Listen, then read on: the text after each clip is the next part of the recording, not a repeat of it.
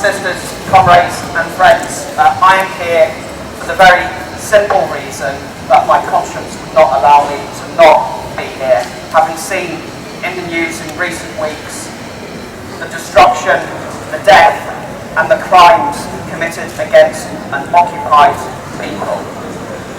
And when I was asked to speak when I arrived here, I suddenly found myself almost lost for words, because I don't know what more needs to be said that hasn't already been said so many times before. Here are just a few basic facts. The West Bank is illegally occupied. East Jerusalem is illegally occupied. The Gaza Strip faces an illegal blockade. What is being done to Palestinians in Israel is racist. And not my words, not the words of other speakers here or even of leaders of Palestinian people, but in the words of Human Rights Watch, all of these facts combined constitute apartheid against the Palestinian people. In the face of all of these facts, how can anyone take any position that is not of complete and utter condemnation of the crimes being committed by the Israeli government against an occupied and oppressed people?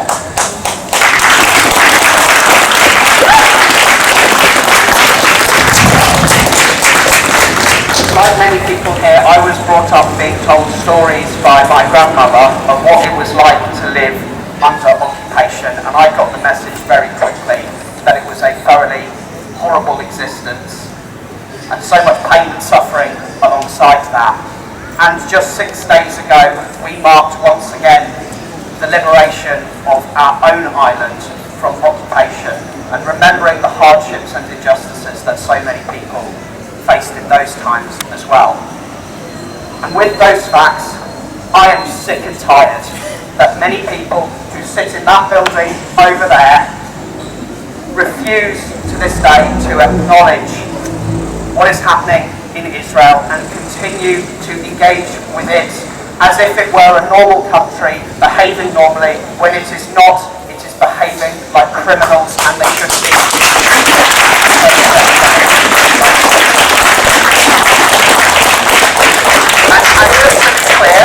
Just to be clear, this is a principle which is universal. It's not uniquely Israel with whom our relationship with is wrong. It is also the Arab dictators as well, who, let's not forget, most of whom have also abandoned the Palestinian people themselves as well.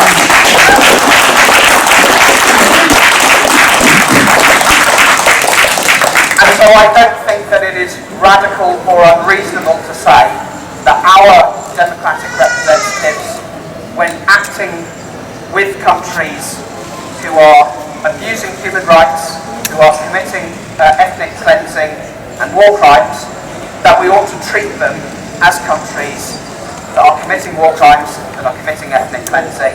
I don't see why that's so unreasonable or unrealistic, and frankly I'm rather sick of seeing some of the pandering and the sycophancy as our Jersey politicians go around the world feeling very important and getting their nice photos taken alongside people whose hands are covered in blood.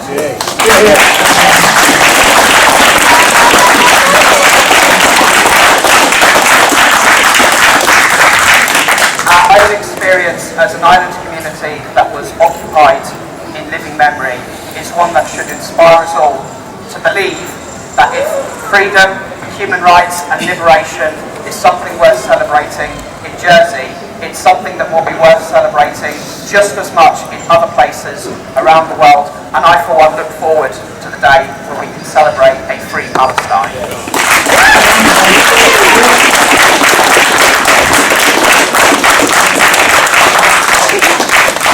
The very last point I want to make is that there will be many people in Jersey's community, particularly our Muslim minority, whose hearts will have broken seeing the scenes of the Al-Aqsa Mosque in the last week.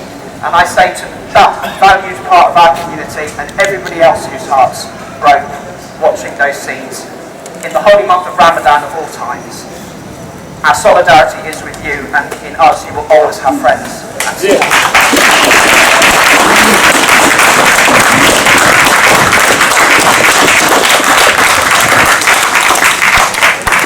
Friends, ladies and gentlemen, that's all I have to say, and I just want to thank you all for being here, because you are on the right side of history.